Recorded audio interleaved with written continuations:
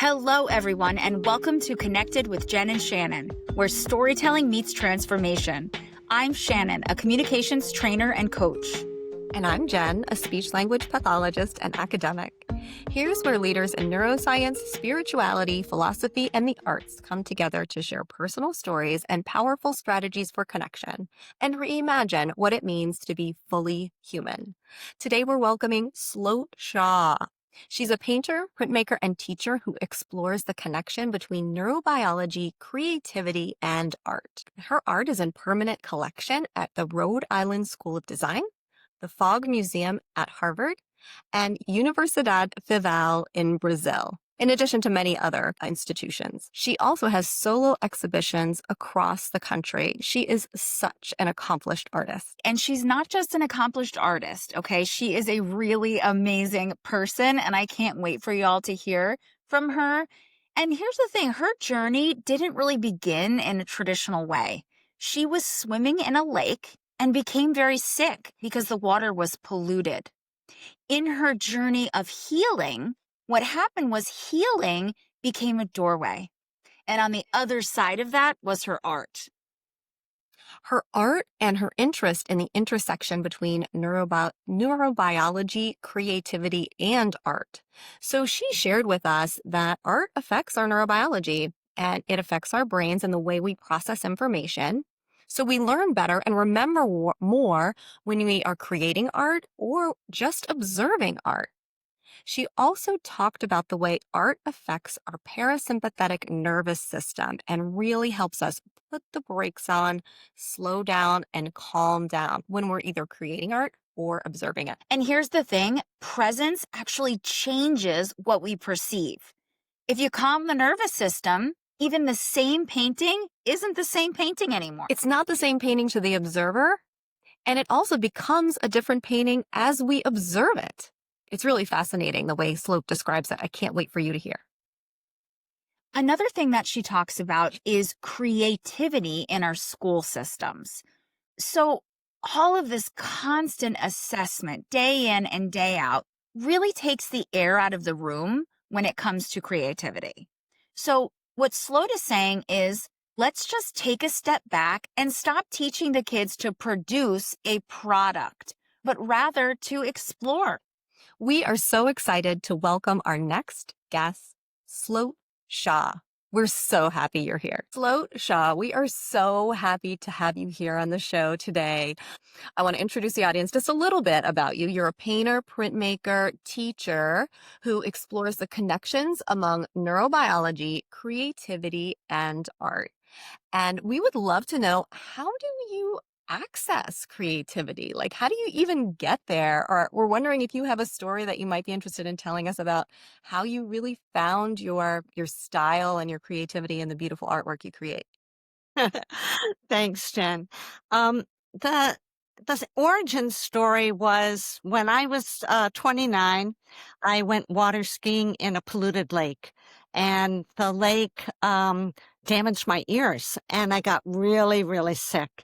And I spent months trying to figure out how to heal my ears. I had the head of mass eye and ear was helping me and my doctors, but I kept getting sicker and sicker, and I had a 2-year-old. So it was a really hard time. And finally, after I couldn't do anything, I went to a group of women, and they showed me how I can pour light through my body. So what I learned to do was pull light up from the earth, light down from the heavens, and get bigger and send light out my third eye. And I got better that way. And actually, the head of Mass Eye and Ear was super interested. I would go each week and we would do this together, and he loved it. A year later, I had my son, and 2 years after that, I decided I wanted to get my anthropology doctorate. So I had studied anthropology with Margaret Mead and Levi Strauss. I was going to get my doctorate at Radcliffe. So I took a class, The Point Where Art, Language, Literature, and Philosophy Meet. and it was given at Radcliffe, but nobody signed up but me. So I called up the professor who was a linguistic professor Mm. from MIT, and I said, "I really, really want to take this class." And he said, "Just come and audit it for free at the Art Institute." So I went into that class, and the second I walked in, I saw easels all around, and I thought, I'd really just like to learn how to draw before I do my thesis topic. So I sat down in the class, and through the course of the class, I began reading Drawing on the Right Side of the Brain, doing all of the classes in it, and I was so excited that when that class ended, I started drawing in a art studio class, and a year later, I entered the museum school. But I was so nervous about my ability. So what I did was I did this meditation to pull up the energy, pull down the energy, and send it out my hand. And I was so nervous about doing it that I would go to the ladies' room and do it and come back in. Throughout the entire time I was at the museum school, I had very young children. I had a 1-year-old and a 4-year-old, and I was going to school with what felt like kids. and I was nervous. And sometimes I'd have to bring my kids there if their preschool was canceled. And I would do this meditation secretly the entire time. So I didn't start to reveal this meditation until I graduated in 1990 when I was asked to teach at Lesley College. And I was teaching a classroom of teachers at Lesley. I was just the art section. And some of the teachers had dyslexic students. My son has a form of reading auditory processing disability. And I found out through him that I have dyslexia, which I didn't know I had until he was diagnosed. And so I thought, I really want to help the teachers. I'm going to show them this technique. And I showed them this technique and they could learn how to do it. And I said, now you can show your students.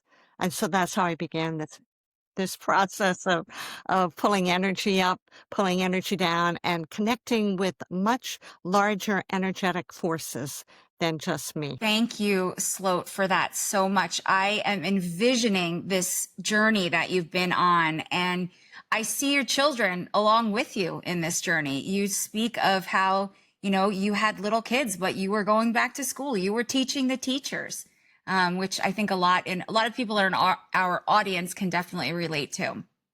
And we talked a little bit about teachers here. So, what would it look like if our education systems, right, focused on creativity instead of all the numbers, right? The tests, the grades.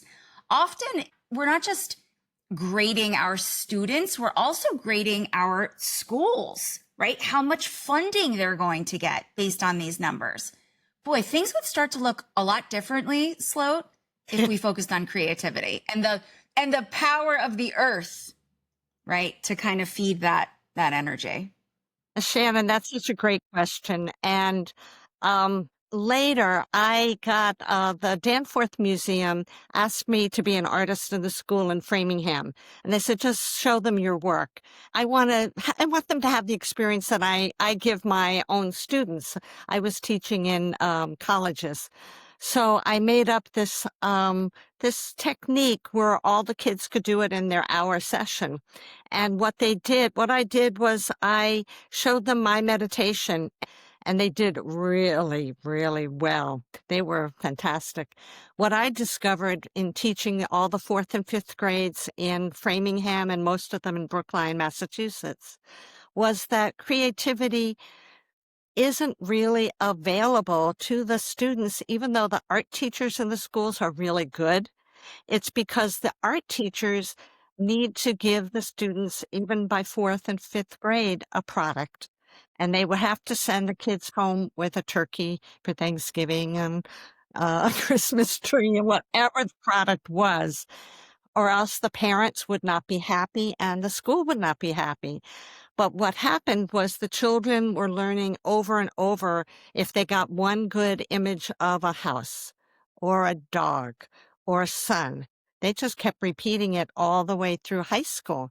And that's what I had found out with my college students, that sometimes they would just kind of do, uh, whatever it was that had been good at, keep it.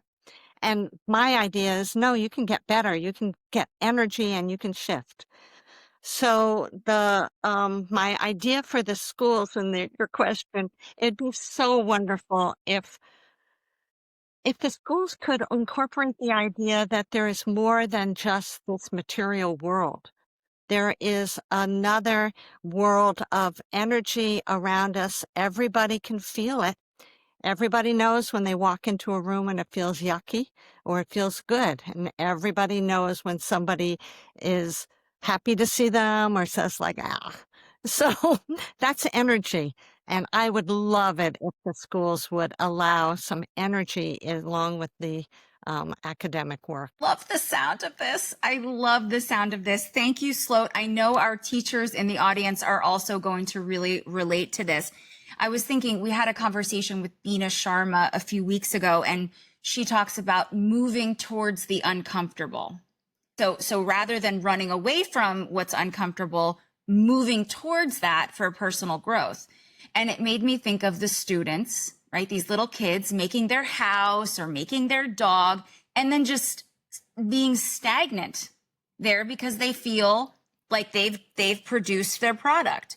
Rather, right, if they moved towards that different vision, that mountain, that sun, that lion, whatever they're feeling within them, now we've got a whole different story happening here.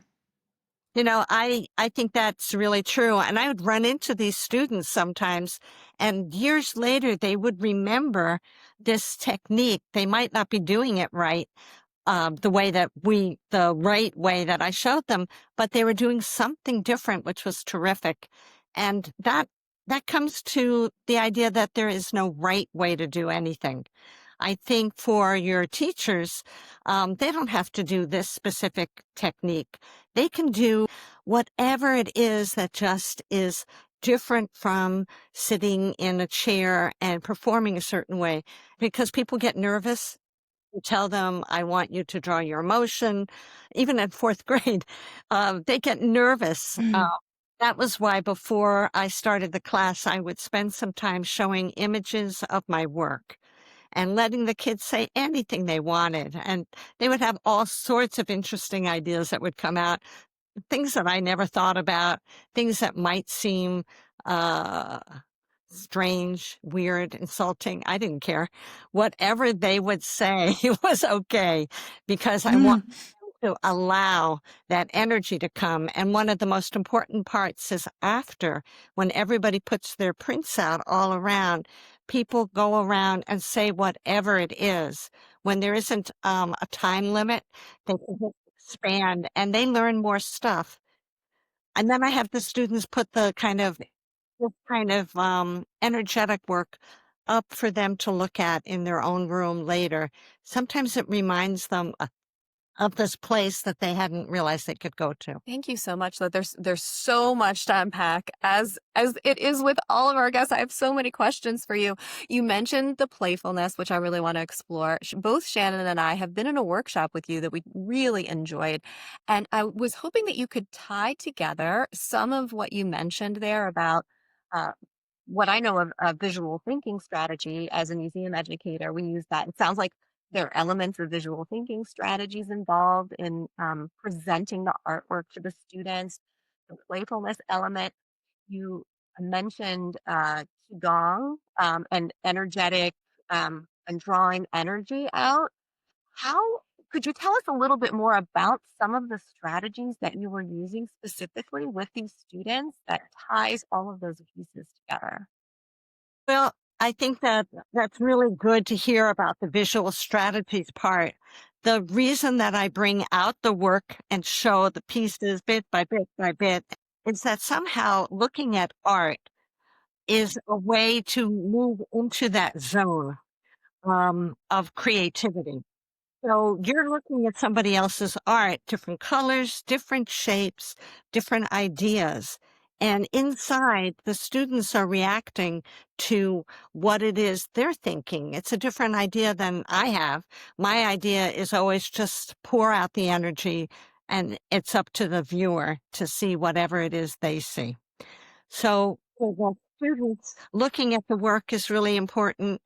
And I also introduce energetic techniques from Qigong because that's an easy way. So when we did our workshop together, I was doing energetic techniques from both Qigong and other energy strategies. I've studied a lot of energy with a lot of different shamans from all over the world, actually, and with different Reiki techniques. So what I was doing with your group was I was showing a ball of energy, and this is what I showed when I translated this into a show with that I did with neuroscientists. I thought viewers have a really important role in creativity, but they don't know it. They think that it's only the artists. They're looking at the artists and they're kind of separate, but they're not separate. They're part of the art, and paintings change. Everybody's paintings change when a viewer looks at it. So I wanted viewers to recognize how art feels in their body. And so the tangible feeling, what I thought was, I had this idea that I'm the only one I know teaching like this because whenever I'm teaching in academic circles, people don't know what I'm doing. I think this is a way to give back to society what it is that I've learned so that other people can then translate it however they wish. And so I had a show of my paintings, and then I got the neuroscientists who had worked with the Dalai Lama on meditation techniques. Because what I found was neuroscientists are not as eager to talk about energetics. All neuroscientists, some neuroscientists, and like with anything, everybody has their specialty, but sometimes people are a little bit like this about energy. And I, I got the Dalai Lama's uh, people who worked with him with energy and meditation with the monk, and they were my guiding force with it. I said to them, how about if I set up 6 stations for people to amplify their senses? So I made little 6 stations, one for smell, one for taste, one for touch, one for sound, one for visual, and one for energy. And so people could choose them, and they would first do a pre-test, but it showed your biofeedback of sense of parasympathetic and sympathetic nervous system. And when you enter the parasympathetic nervous system, which is the relaxation response, things change. And so these biofeedback monitors measure that. So first, the participants would come in, get a standing test, then they would help self-select and go to these. And I was really grateful that I had a wonderful sound healer work for the sound portion, and Mark would uh, blow a didgeridoo. He'd made a sound recording um, for the show that was playing all the time. They were all earth sounds, sounds within the earth, on the earth, above the earth. That's the recording. So he had made that, and then we amplified it with him individually doing sound, which was really interesting. And then I did energy where I showed viewers how they could, participants could play with energy balls. We played throwing energy balls, which I had done with you guys. Um, and also how close to go back and forth. So at the end of this, then they did a biofeedback test again. And it was remarkable how they shifted into parasympathetic. But was really interesting was how people talked about the paintings afterward. So my show of paintings, people wanted to talk about how the paintings changed as a real result of this experience. And that was really That was really fun because you could see that when people's parasympathetic system were engaged, the paintings looked totally different and they had different responses to the paintings. And that was very fun. That is fascinating that their perception of the painting and their interaction with the work changed pre and post experience with all of their senses. I've been reading Your Brain on Art by Maximin and Ross. The two authors of this book, one is a neuroscientist and the other is an expert designer at Google. And they are looking at the importance of bringing art experience, either experiencing art or creating art into the learning environment. Well, into many environments, but the learning environment is what I'm thinking about right now. And that it creates a unique brain state to be receptive to learning and forming long-term memories. Okay, so I'm going to give you three things that are happening that I've learned from this book that draw exactly from what you're sharing. And you have the data, right? From this biofeedback, the biofeedback results that you were mentioning. So they discuss in the book, art increases neural connectivity. It activates multiple brain regions, simultaneously strengthening learning pathways. It promotes neuroplasticity and the brain's ability to form new connections and reorganize itself.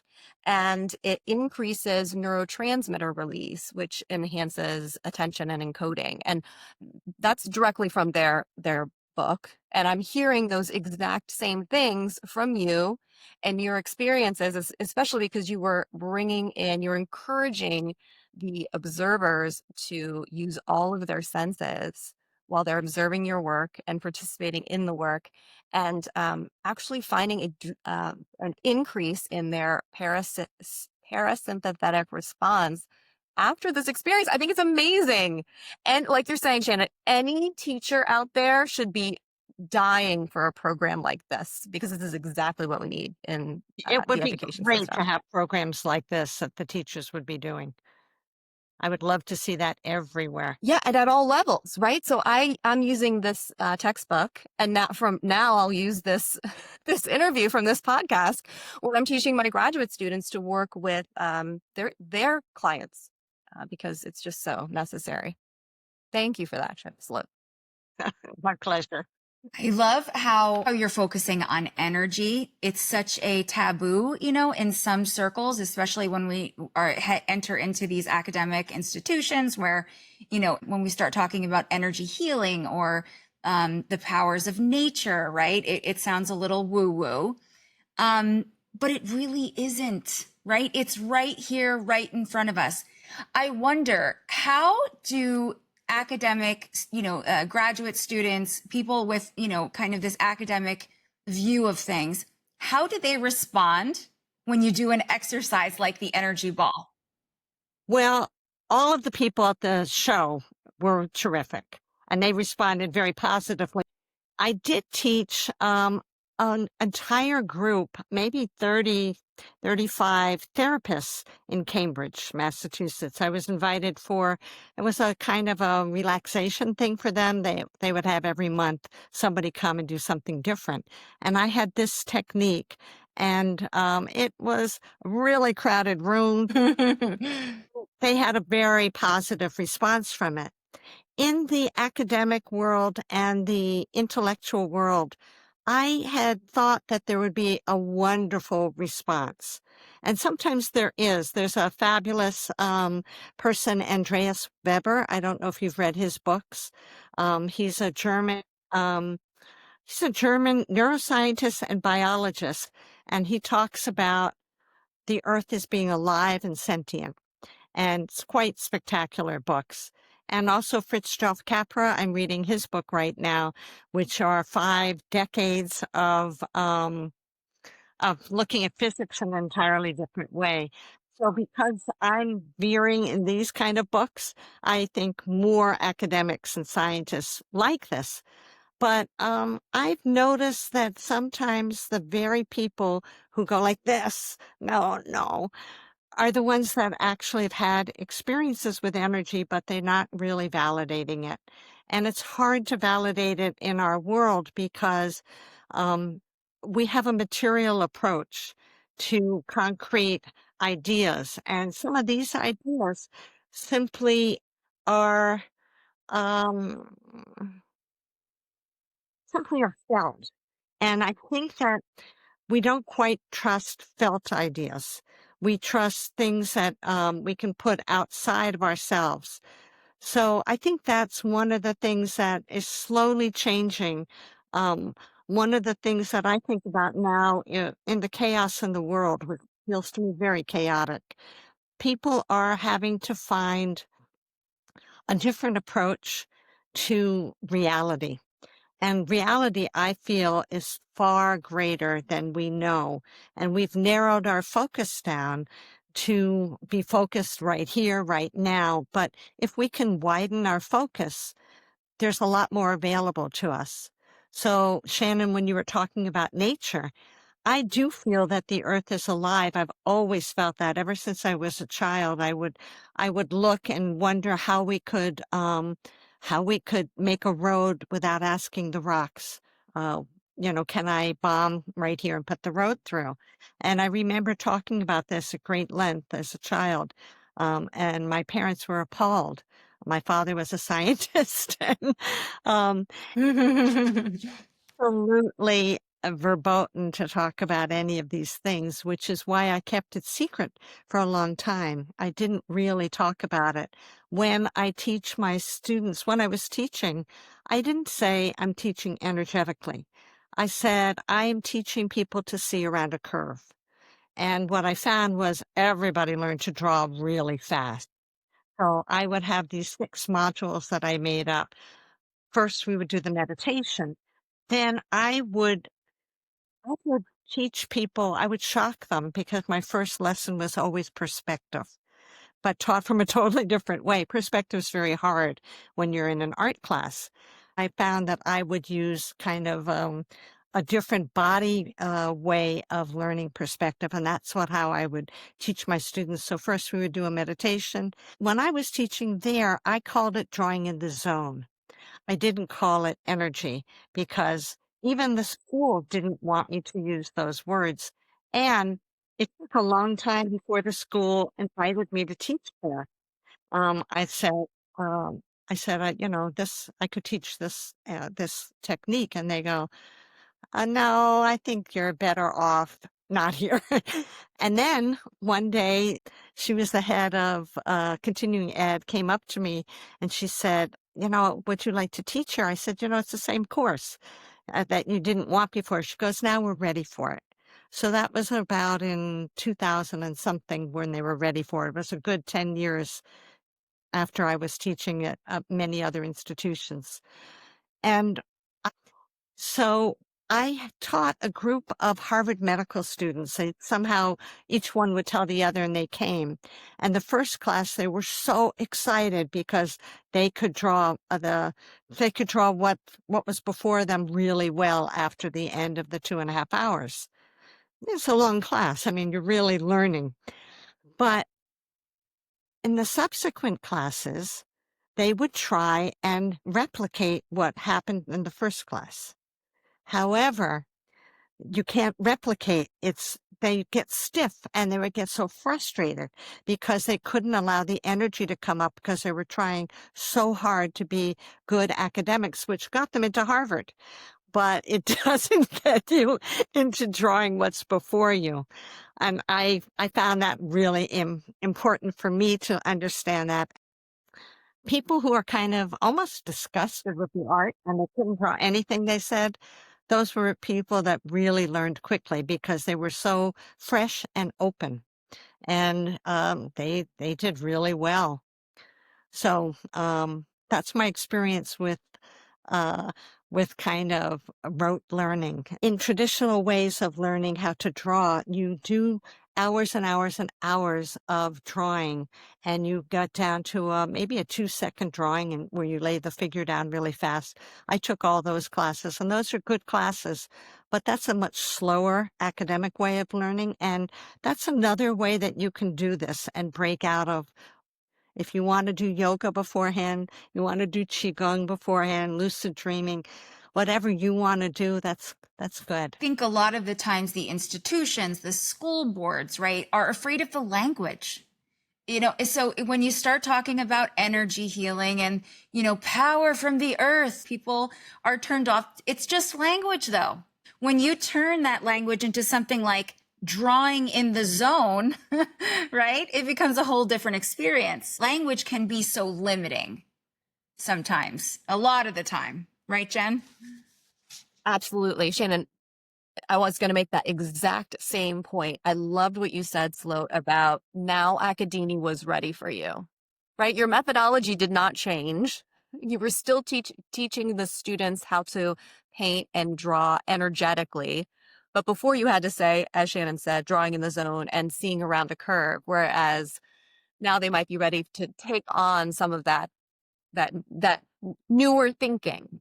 And so Shannon, thank you for bringing up the point about language, because Shannon and I both love to talk about language. And you have mentioned, Sloat, in a previous interview, something that I find fascinating. I think the quote goes something like this. You said that you paint myths as a way to find meaning in the world, what myth feels like rather than what myth looks like. You also say both myth and art are universal languages. And so I'm interested to know how you are embracing myth in your work, first of all. And then second, I'm interested if you'd like to speak on how you think language might fail us and communicating through art and myth might support us in our connection with one another. That's very interesting to talk about. I studied myth a lot in anthropology. It had drawn me to anthropology, and as a child, I read nonstop myth, all the myths I could find, and fairy tales. And in myth, there is an open space for wonder and an open space for magical things to come in that we don't experience in the everyday world. I was born on the first day of spring, and I was always interested in the myth of Persephone and Demeter. And the idea of seasons and changing in the world. And recently, I've been thinking of the idea of um, darkness helping us in a way that we don't understand. It was a very dark time when Persephone was captured by Hades and forced to live in the underworld for months. So when she came out, spring was Demeter, her mom, allowed spring to come out all over the world, and she was the goddess of spring. It was a whole different idea of fertility and the idea that there are cycles in life, cycles that go from spring, summer, fall, and winter. And I find as I get older, and I am looking at a different season of my own life, that what is the darkness that brings ideas out? What is the darkness that right now is in our world with so much violence and so much hatred? So I think that myth offers something that is beyond words, and each person can make their own idea. And that's what I feel is really important about both myth and art. It's really important for each person to own their own reaction to whatever is before them. They don't have to go along with what the convention is. They can see something totally different. So I like that open-ended quality of myth. Thank you. Thank you. Thank you. I want to circle like way back to the beginning because I loved Slope. When you were telling your story, you were talking about how you had an illness, and it sounds like that where you really learned about energetic healing. Then you went in to study your doctorate in anthropology, but then you saw the easels, right? Yeah. And so it was from that interest that you went into painting, and you then wrapped your energetic healing knowledge into this practice of your artwork.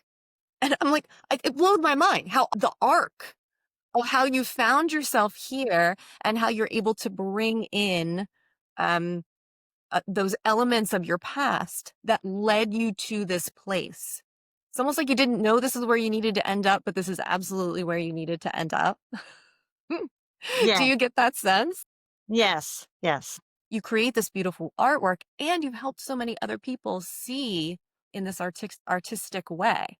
So, Jen, I've mentioned before, when I was a child, I have always been aware of energy and feeling things around. But as I grew up, I shut all of that down because it scared my parents. My mother used to say, stop it, you're scaring me. Because I always knew when she was lying because she lied all the time. But I would hear what she was saying, and she would say, stop it, you're scaring me.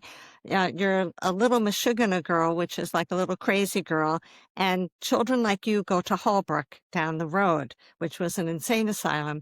And so my brothers and sister would mimic that. And I was terrified of being sent to the insane asylum. So I learned to shut myself down and go in as tight as possible. When I got really sick, I needed to learn those energetics. And that's probably why it was so natural for me to sit in that circle, feel the energy moving up, feel it coming out, and I could feel my body regain energy. So it was returning back to self. Anthropology had been something that I'd been really interested in. I loved studying other cultures and societies, but there was that energetic pull when I saw the easels, and the energetic pull that I had been playing with. Um, I always doodled. I didn't realize that I was drawing nonstop, but I didn't count them as artistic elements because they didn't look like something. They were all doodles, but that's how I got through school, just drawing all the time on the side of things. So I think that transition was when I felt the energetics filling me. All of a sudden, a part of me that had been really sequestered and put into a little tiny corner of me was allowed to be breathe and get larger. So when I was doing art at the museum school, sometimes I would help fellow students who were having a hard time with not knowing what they wanted to draw. They would be lost without having something to draw from. And I'd say, oh, this is the technique that I use. Would you like this? And so I would just teach them. And I feel like it's a birthright for everybody to know about their energetic and for them to know that they can be good artists. I've never found anybody who can't draw, but I've found people who don't know that they can draw, a lot of people. And I don't think drawing is such a unique skill. So I understand that feeling that only the artist can do it. Everybody's creative, and everybody's creative in a lot of ways. And that creativity is good. And that's why when I was teaching, my idea of creativity was just to expand where you are, use these simple energetic tools to help you expand.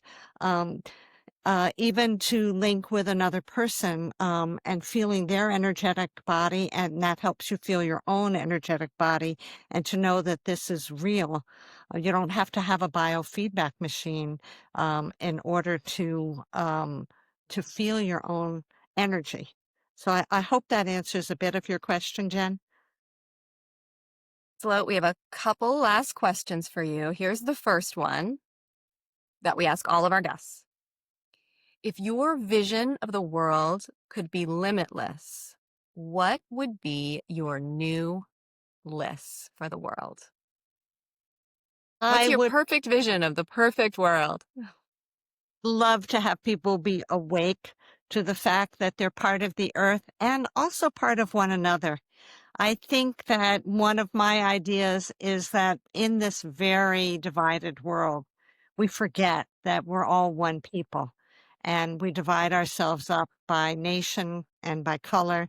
And I would love to have this understanding that we are all here to do whatever it is and to be enlivened, I would think. That would be my vision. I would love that. And on our podcast, it's the theme, right? We are all connected spiritually, energetically, emotionally, right? When people can kind of wake up to that, I am with you in that bliss. I am there with you. Thank you for that. And I love that about your podcast. Thank you. You're welcome. Thank you, Sloat. Thank you, Thank Sloat. you. Jen and I kind of look at it like we are talking about this world that we want to live in, this world that we deserve to live in, right? But not a lot of people are talking about what that actually looks like. So here we're trying to kind of put a vision on the future that we deserve, and let's start talking about it. So thank you. Finally, this has been such an amazing conversation, Sloat. It has been so free flowing. I love the vibe, the ladies kind of coming together to talk about all these wonderful things. And what we like to do is leave this conversation with one word or phrase that we're going to take with us, right, for the rest of the day or the rest of the week or the rest of the year. Something we've learned, something we can feel together. So we'll give ourselves a minute to kind of think of one. Does anyone have one that they want to start with? You mentioned when you were telling your story that darkness is helping us in a way we don't understand. You mentioned we're living in some dark times, and a perspective that I need to take is that it's helping me and the world in ways that maybe we don't understand. Thank you very much for bringing that to my mind. You're welcome. For me, the thing that is coming out of this conversation is creativity, right? The power of creativity. And the thing that really comes alive for me and Sloat, hearing you talk, is how that creativity comes from within, right? There is this internal kind of psychic terrain that you're working with. And so creativity from within. What I was thinking would be really a nice phrase would be each person to awaken to how big they are and how big they can be. Limitless. Beautiful. Fabulous way to end this conversation, Sloat. Thank you so much for joining us today. My pleasure. Thank you, girls. Shannon and Janice. Thank you, Sloat. Take care. Okay, everyone, we have something really important to ask, right? Jen and Shannon are over here trying to save the world, and we need your help. This is how you can help us. Go to Spotify, go to Apple Podcasts, go to YouTube, and hit like and subscribe. And let us know what you think. And here's the thing, we're building a community, and this is the first step. We can't wait to see you there.